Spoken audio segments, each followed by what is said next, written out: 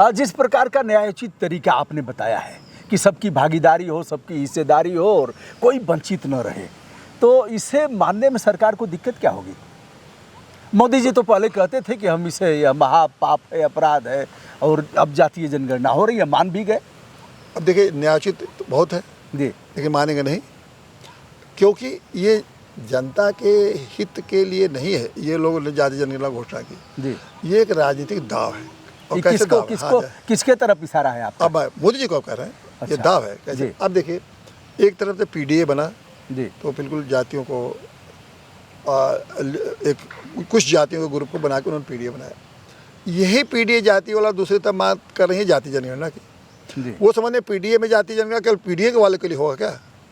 जब जाति जनगणना होगी तो जी। औरों को तो होगा ना, जी हाँ, कि खाली पीडीए का होगा? सभी का होगा। सभी को होगा। लेकिन वो पीडीए बना के वो जाति जनगणना कराना चाहती हैं। जी, अब उनसे पूछे कोई कि भाई एक तरह से आप कुछ जातियों की संख्या बनाए और फिर मांग कर रहे हैं आप जाति जनगणना। और मोदी जी का तो आपने सुना ही होगा कि जहाँ जहाँ पिछले बार चुनाव में जाते थे तो उनका जाति जनगणना पाप है। जी, बिहार के रैलियों में जाते थे हाँ।